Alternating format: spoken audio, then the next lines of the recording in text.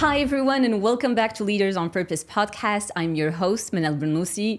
This is an episode I've been looking forward to for a while.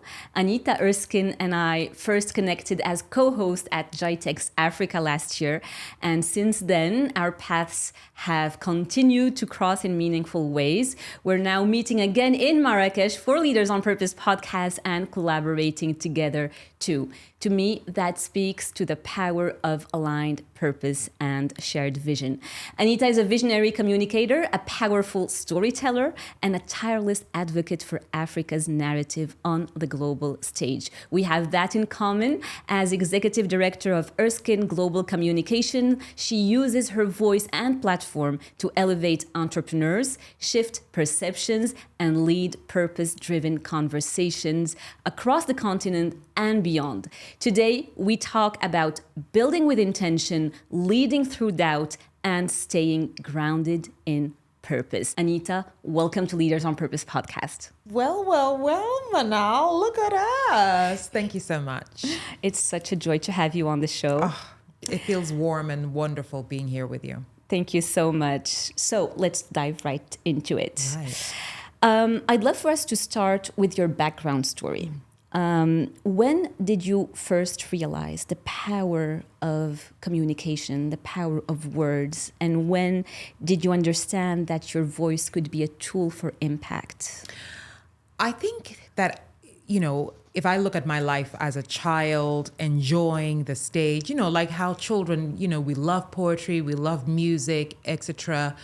We like to participate in school plays, So I think at that time, it's fair to say, even though I was young, I knew that there was something exciting about, opening my mouth and singing in church or being on stage and saying a poem, so like how you're smiling and looking at me with approval. I guess I just like that, kind of reaction from the audience. And that's kind of came as a realization that, I was doing something right. But maybe in terms of using my voice to make impact a little, not too long ago. I mean, I think, to be fair, after my 40th birthday, I just felt I'd been doing whatever I was doing for a very long time. And I was thinking, surely there has to be something else that I can use the same voice, the same skill, the same ambition for. And perhaps by that time, I'd also been working on a plethora of projects that I just felt I didn't need to really reinvent the wheel. I just had to figure out how to use the same voice, but in a way that gave me purpose. So maybe a little older, that's when I realized that I could use my voice to make the kind of impact that I would eventually find myself making or doing. Interesting. That really resonates with me also. Same. It really came a little bit later. But I did have like this pivotal moment when I was younger. At that time, I was, I think, 6 or 7 years old. And my grandfather, who's like this really figure in our family, very respected, doesn't speak much, but when he does, just touch your heart, that kind of person. And I was, playing in the corner, minding my own business. And then I hear him say to my dad, "You take good care of that little one." Oh, wow. And I goosebumps. swear to God, Anita, I truly, deeply believe that those words carried me to where I am today. Wow. And made me believe, the power of word. Yeah. And conversely, I also have some situations where some people said some bad things. Why are you talking? You know what I'm talking about? That's a powerful, and it stays with you, right? View. Yeah. No, it does stay with you. And to be fair, we're both having this conversation about being really young, 6 years old, 7 years old, etc. And you don't, it's a kind of age where you trust what everybody says. So good or bad, if you're not careful, if you do have people who say, well, your voice is horrible, it kind of sticks with you. So maybe we are part of the lucky ones who, even though there were some good or bad, maybe majority, I don't know about you, but I found that, to be fair, my background in music and singing was through church.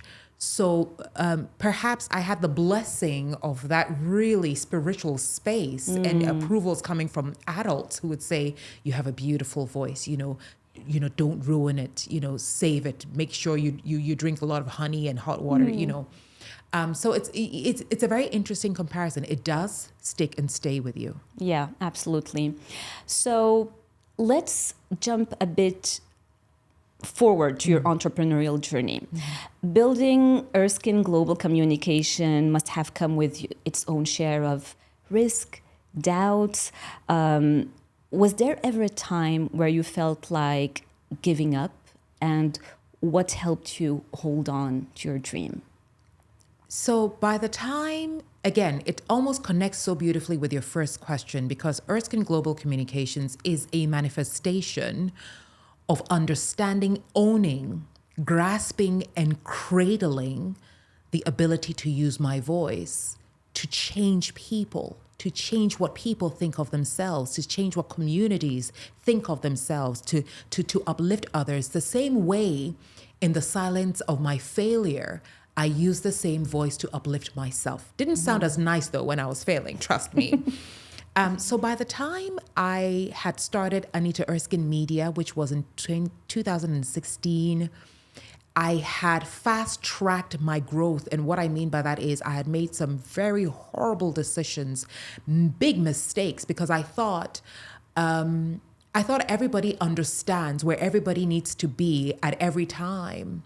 So there was, I took a lot for granted. I said, people who I work with are supposed to do A, B, C, and D. I left a lot unattended. My accountant kept saying, we're going in the red. And I'm like, oh, we'll make that money back. And, the downsides of business. But all of these experiences plus others were bringing me to this place where I was slowing down, asking myself very important questions. Who are you? What are you? Where are you going? And finally, when you get to where you want to go to, what are you going to do for the people in that space? I mean, what's your essence? Why will you be there? What will they do with you? Why must you be in that room? Why must they share their oxygen with you? And that's the birth of Erskine Global Communications. To be able to walk into rooms, to be able to sit with people, to be able to command a certain attention that brings people, leaders, individuals, minds to the essence and the urgencies around issues on the continent that then affect brand Africa globally. So, I say it within only a few minutes, but honestly, Manal, and COVID had happened. So it was like, okay, come on. So it was kind of a hugely layered experiences bringing me to Erskine Global Communications. Erskine, because I love my father's name. Global, because I don't think that there's anything stopping any of us from breaking boundaries, and communications because it's what I live and breathe. And ultimately making sure that it is a company that drives the kind of narrative that then inspires the kind of change with the actions that are urgent for our world right now. Beautiful. How would you define your purpose in life? Oh my goodness, Manal, what a question. My sister, I don't think that I can tell you what I don't think I can define my purpose in life. I think, to be fair, even though, yes, I love being a storyteller and I love to help people navigate life with narrative, I feel like my purpose changes every day. I mean, we've been doing GITEX, and on that GITEX stage, my purpose is different. Because I'm talking about technology. I'm talking about, innovation. Today we spoke about gender equity and equality and infrastructure. So I feel like on every given day, once I maintain the tool, which is the voice, once I maintain the ambition, which is being able to carry the African story, once I maintain the true essence of my spirit, which is this collective, being able to inspire a collective movement, I think that once I stay within these parallels and within this paradigm, I can manipulate purpose on any given day in any given space. I don't even know if that answers your question, because to be honest with you, this morning my purpose was very different from what it was yesterday. It does. I mean, you're touching on such an important point here. We sometimes tend to pressure ourselves into finding this purpose in life, right? And I think through what you're saying here, you're giving permission to us all purpose can't change. And I think it does change many times over time. But the essence of who you are, the essence of what you're meant to be and to be doing, that I believe truly does not change, right? I need to get you to be my manager, girl. I can see you just justifying Anita Erskine to every client. You know, her essence doesn't change. Beautifully said. I couldn't have said it better. 100%. All right. So now, and through all of that, and we've went through your wonderful journey, and I'm sure we'll dig into that a bit more later on. You are wearing many hats and you continue to juggle all these different responsibilities. I'm curious to know, how do you stay centered through it all? How do you stay grounded when it gets hectic and busy? I learned the power of the word help. That help is the single most powerful thing you can ever have. The ability to be mature, strong, and powerful enough to ask for help is the way I'm able to navigate. I'm not a superwoman. I'm not a machine. I'm not AI. I'm not, I need sleep. I need rest. I need me time. I need all these things. But I found, we're here in this beautiful country of Morocco. I often ask people when I find myself out of the country and I'm interacting with them, as I sit here, Manal, I have 2 teenagers. I have a husband at home. I have, a house full of dogs. Who do you think takes care of all the people that I should be taking care of? They take care of themselves. They help themselves. I get help with the children. That support system, that ability to say, hey, you know what? I'm going on this trip. I'm about to do this project. I'm about to go here and finish this work. Can you handle this? Can I handle this? That's on the domestic front. But in the professional space, I've got sisters and brothers in my network that listen, last week I was having issues with my visa. Who did I reach out for help? You know what I mean? It's like you can't figure it out all on your own. Absolutely. And if you ever thought that as a leader or as a leadership figure in your community, all you have to do is just do it by yourself, then you're a failing leader. So that's how I juggle all these hats. And by the way, Manal, I may have a lot of hats, but you know what? I am not afraid and ashamed to say I don't wear them all at the same time. I'm not a clown.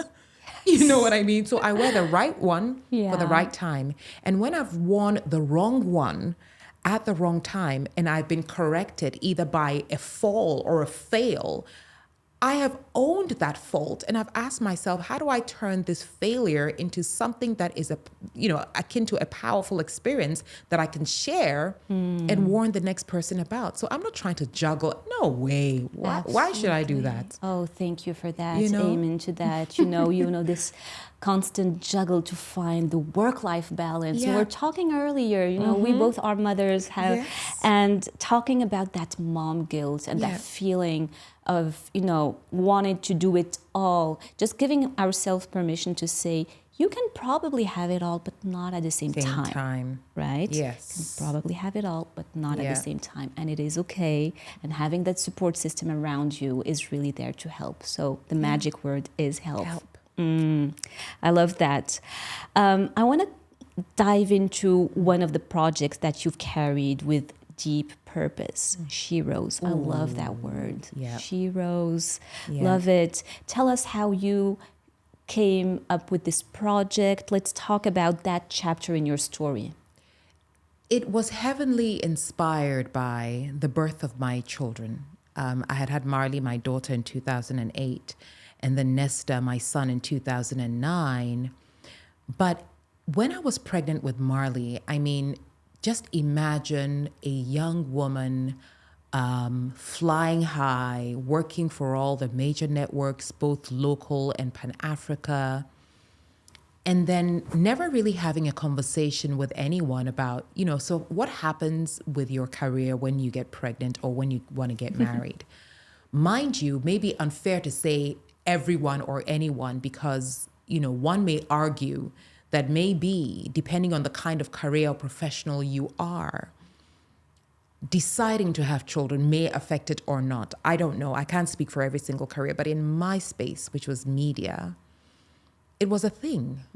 It was a big thing. And my space was also, I guess maybe continues to be, I don't know what the statistics are, heavily male dominated. Same. So I was surrounded a lot by people, the whispers of, she's done. And I say it very boldly because it's not like I didn't hear them. I mean, they said it in my presence, like, you're done. Like, so what was, the questions would, without fear, without apology, they'd say, so what are you going to do when the child is born? Like, what are your plans? Like, what are my plans? Like, how? And Manal, before then, I mean, in this era, we talk as women, we talk as sisters, we share ideas, whatever it is. At that time, I didn't know anyone who would openly talk about pregnancy, motherhood, and then success as a professional or a career woman. No. So that inspired me to kind of think about, what is it really like in the lives of professional career women, but also what is it like for marginalized women? And that was the birth of Sheroes. And at the end of the show, I just kind of have one line there, Anita Erskine's Sheroes inspired by Marley and Nesta Maizo. Oh, that's beautiful. Yeah. And, one day they said, what, does the money from the show come to us? And I was like, no, that's not what it means. It means... I love that. You two brought me into this realization that there's a big conversation to be had. And if I have the voice, I have the infrastructure, I have the platform, why not lean into Sheroes? And another justification for the name Sheroes is believing that within each and every one of us, there is a hero. Yeah. By the way, you and I are public figures. So some may think, oh, Sheroes is like for, front facing, front of house, powerful women. No, it's for every single woman and her internal battle that she faces every single day, but still manages to show up. Yes. As her true and authentic self, Yes. Not only to carry her own burden, but often the burden or the burdens of others. Absolutely. And she often does it with a smile. Yeah, absolutely. Yeah, so that's Sheroes is my passion project for life. It's wonderful, and it has reached over 15 million views. Yeah. That's amazing. It's I wonderful. celebrate you for that. Thank you. Thank you. Really, that's just, so inspiring. And I'm wondering how that personally changed you. So then I had that phase where then people started to say, oh, she's a women's empowerment advocate. Again, Manal, what does that mean? I'm just doing a show. And then I started to hear advocate. And that was kind of like at the advent of the Sustainable Development Goals. So then people, so I was like, oh, okay, advocacy. Okay, what does it mean? Mind you, I'm a broadcast professional. I'm moving into using my voice for something. They're defining it as advocacy.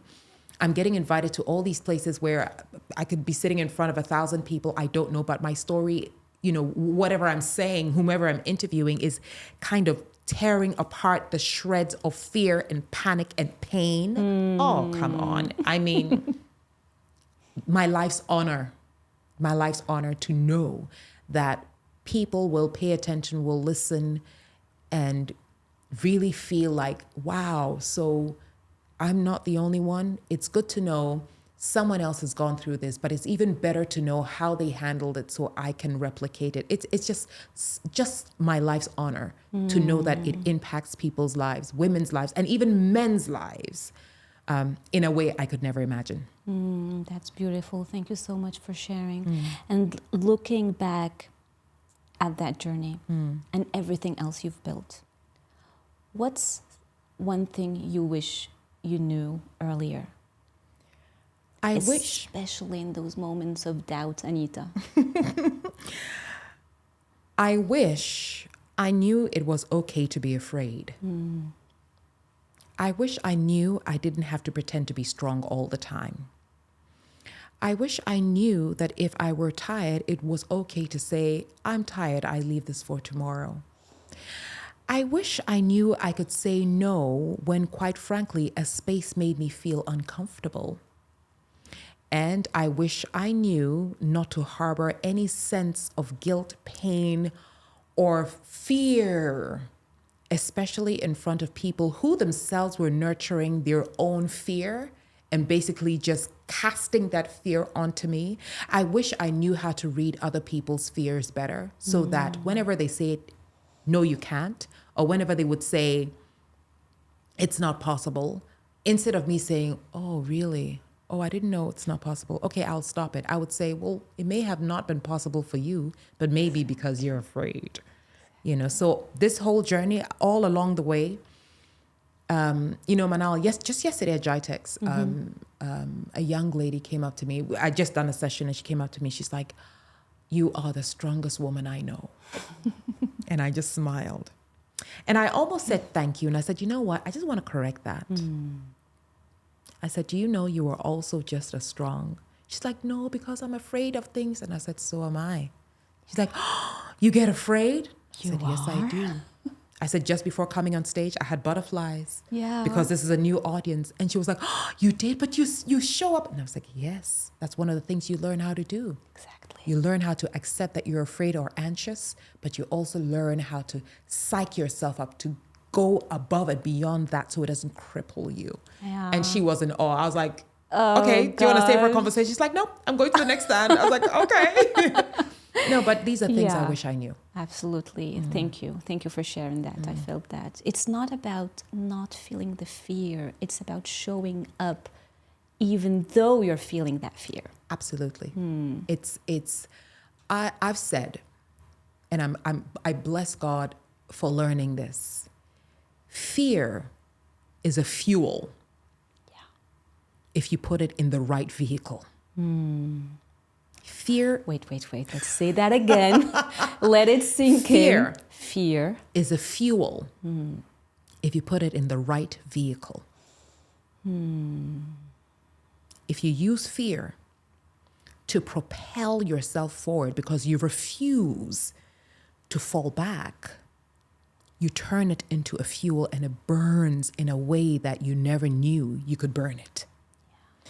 But if you put fear in the wrong place, it can also cripple and jam the engine of your life. And you may have to start all over again, just like buying a new car. Or you may just have to live with the regret that you have ruined the one good thing that could have changed your life. That's how I see fear now. Powerful, Anita. Thank you. All right. Here's a question I know will speak to many. Okay. And I may or may not be one of them. Wink, wink. You've walked into many rooms, where your presence, your ambition, maybe your voice may have been underestimated. How have you learned to protect your self-confidence, especially in, when people are trying to belittle you or underestimate your potential? Once I'm in this room, one of us is going to leave a winner, and it sure as hell is going to be me. If you opened that door and you let my foot in and didn't close the door, for me, I tell myself that it's okay for people to doubt you. It's a non-starter to doubt yourself. Listen, me personally, there's a few things that have come my way or a few things that have allowed me into a room. My faith is one of them. Yes. My focus is another. And my fearlessness. Yes. Faith, focus, and fearlessness. Once I go to my God, my higher power, and I say, you know what, I really need access to this room because I'm there now. I'm ready for it. And that prayer is answered. The next thing is focus. There's a lot of noise in a lot of these rooms. And the noise is not in what people are saying, it's in how people are looking at you. Yes. Or it's in, sometimes you overhear a comment. Yeah. Manal, you've been there, right? Absolutely. I know what you're talking comment, about. Yeah. And that comment is about you. And there's one or two people who doubt, And then the fearlessness is in knowing that as human as they are, so am I human. If they have doubts, it's legit. Yeah. They may not know my work. It's fine. I don't hold it against them. But the fearlessness is in knowing that I'm here now. So Anita, you've got two choices. You might feel belittled by this collective saying they don't really know who you are, but that's fine. But maybe, just maybe, it's an opportunity for you to prove who you are. Yeah. And that's it. So yes, I'm in those rooms a lot of the time. But I've learned to do something. Manal, I don't know if it's bizarre. I don't know if you've gone through that. And I've learned to be excited by the naysayers. Yeah. I've learned to be It's like, excited by bring it them. Like, on. bring it on. I've Bring learned it to on. feel I'll like, show you. let's press play on this. Yes. You know what I mean? Absolutely. And we're Same going for to, me. yeah, we're going to. Like, do not tell me it's not possible. Don't Don't dare tell me I cannot do that. High five in the air, please.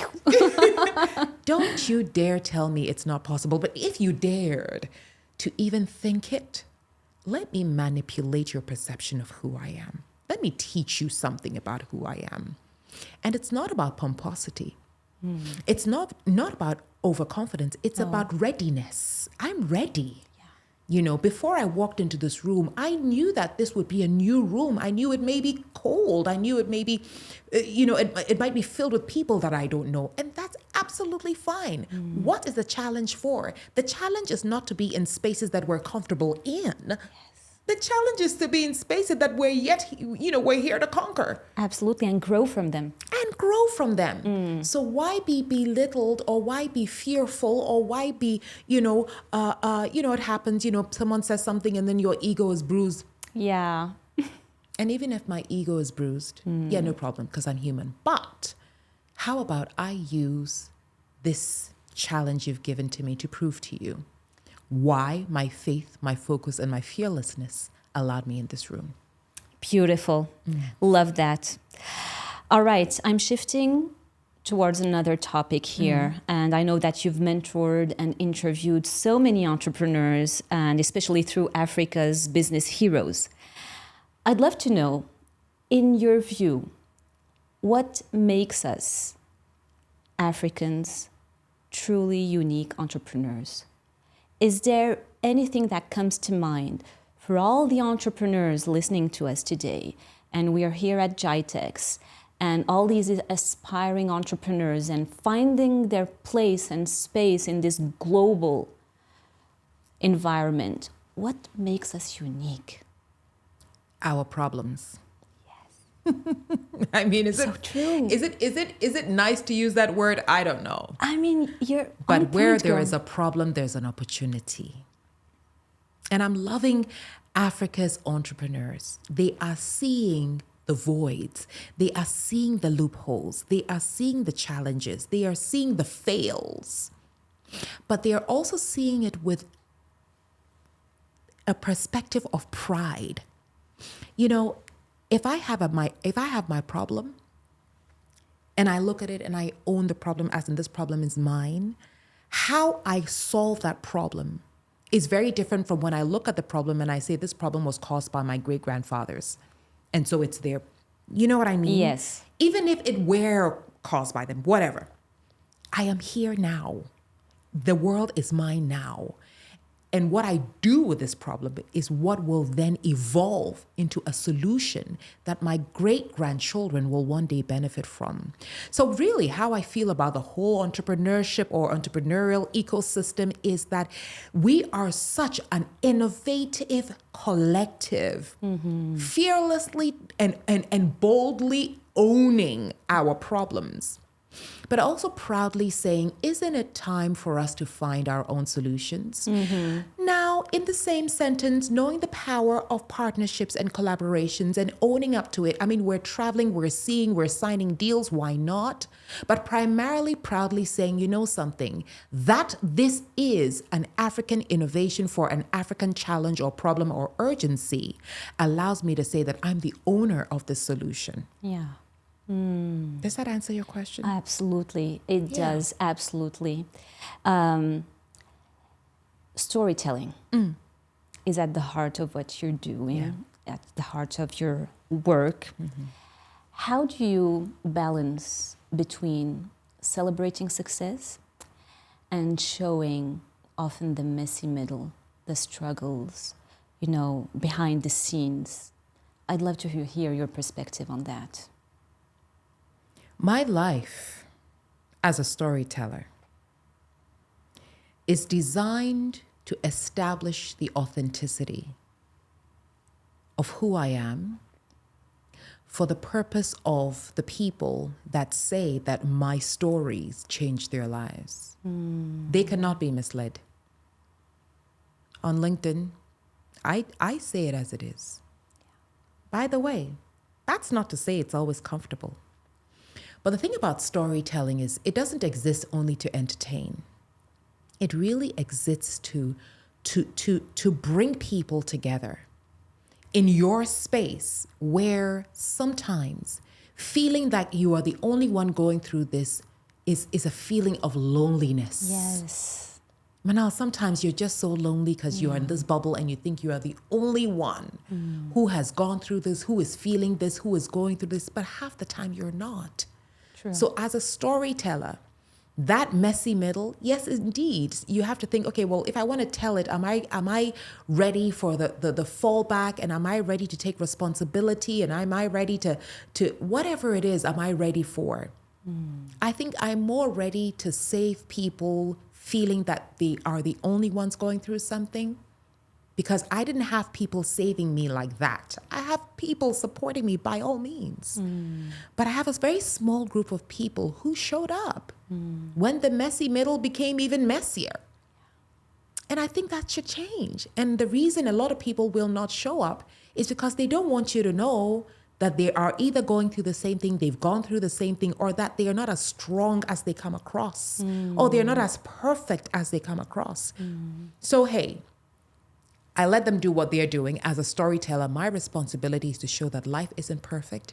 The only thing that can possibly be perfect is how you deal with your situation and how you find the essence in, or the reasons to share parts of it. So that if there's somebody out there that you don't know, somebody who has never even crossed your path before, that you feel your story can change, you go ahead and do it without fear, without apology. I love that. Thank you so, so much. All right. I love this question. Should I be afraid? No. If you had one message to leave to the next generation of leaders, especially those still finding their voice, what would you want them to hear from you today? The people you are leading are human. I felt that. And so are you. So be human. Connect on a human level. Your true power as a leader is not in creating fear amongst your people, but it's in creating trust. You see, leadership isn't given to you, it's earned. The title you can take. The title can be given to you.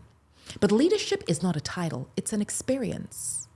And it's an experience from the people that believe that in your hands, they can boldly put their lives, their dreams, their ambitions. So whether you're a leader of a country, you've got your citizens' lives in your hands, they chose you. Whether you are a leader in a company, you've got your employees, their ambitions, their career progressions in your hands. Whether you're a school leader, you've got the dreams of young men and women. Listen, I could go on and on and on and on and on. So understand that CEO is a title that can be taken away from you at any given point in time. Your people could overthrow you. But leader is an experience, is a connection that even long after you've retired as a CEO, people can still see you from a mile away and run to you because you are the person that changed their lives, and they will never forget your tenure.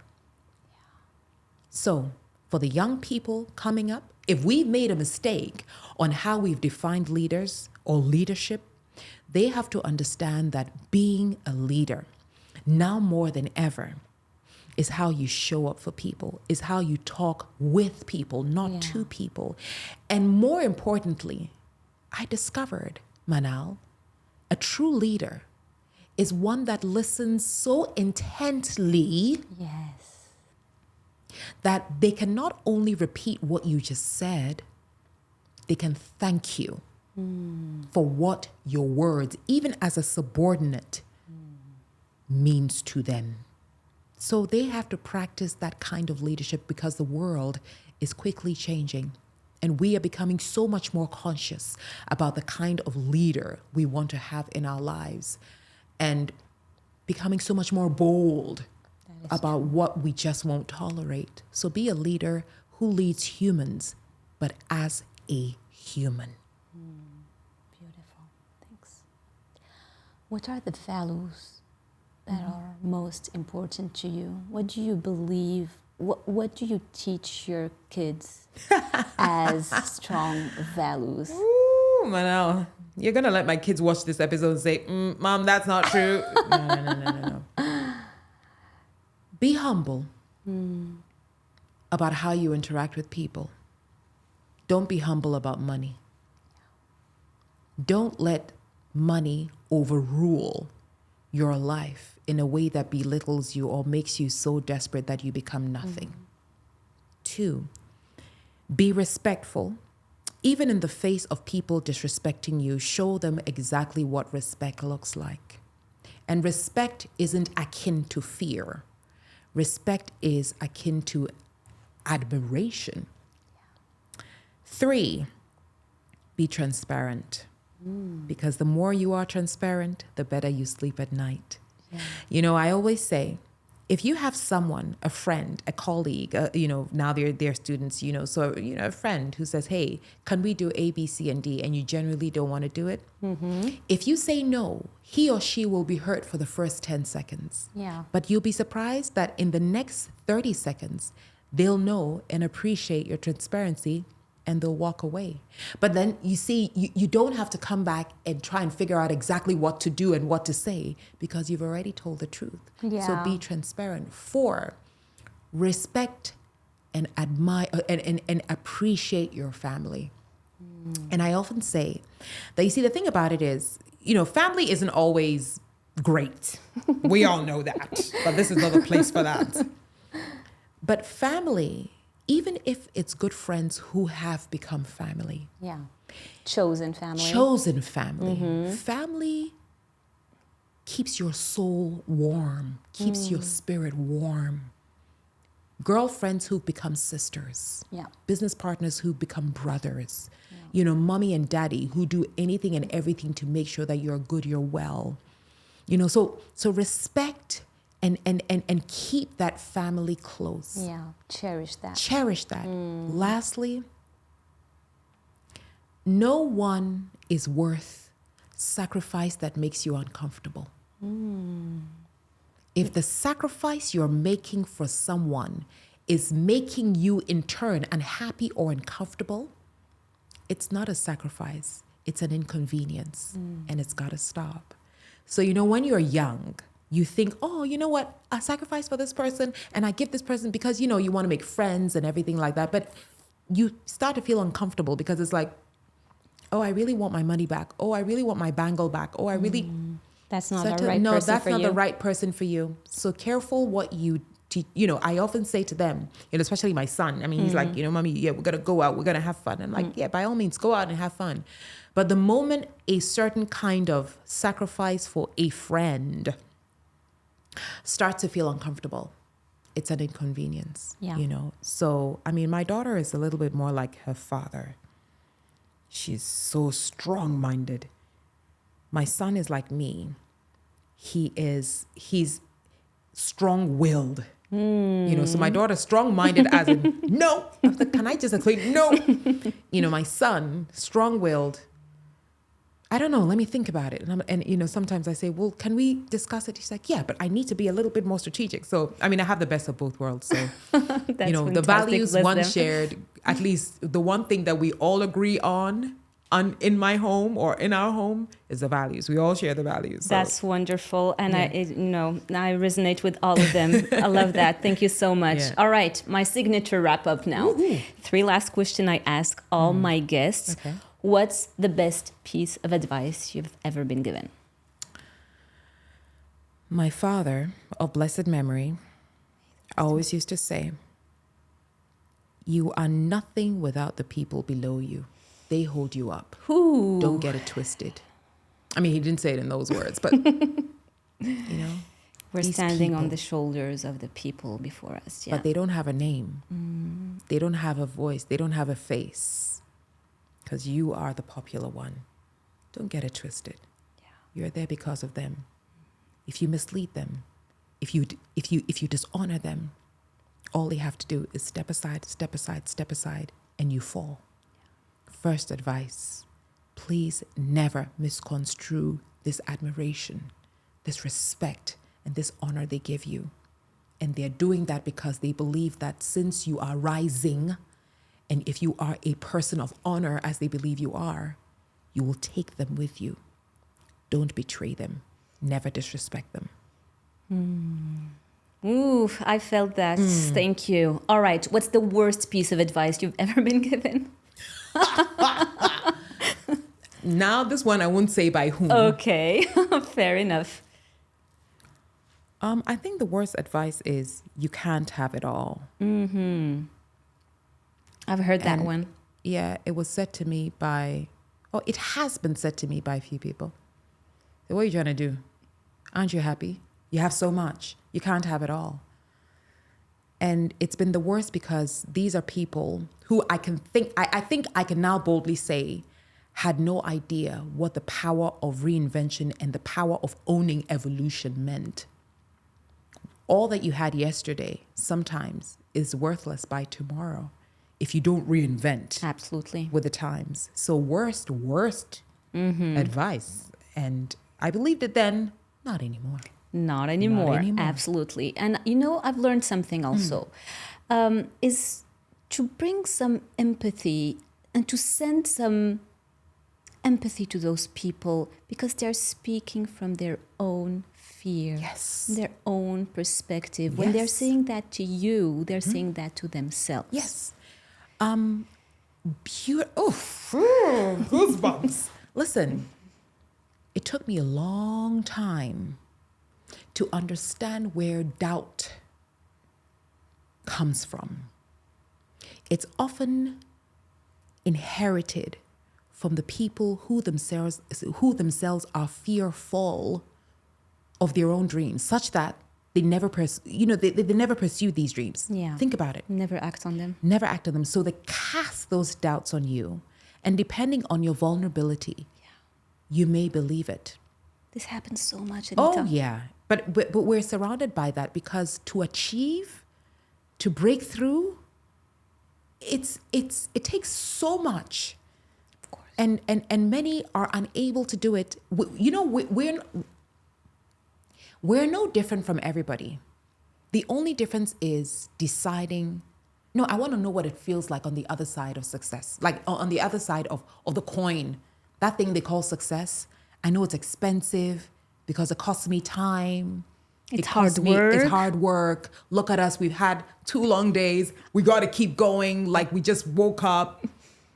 We could have said, we're tired, right, Manal? Absolutely. Honestly, even for this interview, So true. you had to pick me up from the hotel. You're just coming. We could have said, oh, can't be bothered. But what does it take? A little extra spice, a little extra energy, which is very easy to debunk when you're tired, when you're, So I feel going back to this doubt, it's coming from people who are very afraid. And they, like what I was saying, put the fuel called fear in the wrong vehicle. True. And trying to get us to do the same. Never. No, we're not. No. All right. Final question. Final question. If you had the power to create one rule that everyone, absolutely everyone, had to follow, what would that be? Oh, girl, why are you doing this to me today? Everyone, one rule. or principle or value. Can it be something very simple? Of course, please. Every person that you meet in the morning on your way to work, say hello and have a nice day. Wouldn't that be lovely? Regardless of what kind of night you had, if you just kind of bumped into everyone and they would say, oh, hello, have a nice day. Or good morning, have a nice day. Wouldn't that be something? Wonderful. Just the light, spreading the light around you and giving a smile. Just smile. I felt that a lot, in Morocco. I mean, I know it's not a rule. I know it's not a rule, but I have to say, like being in a foreign country. Mm-hmm. Yes, I know I'm here for work and I love it, but without my family, without the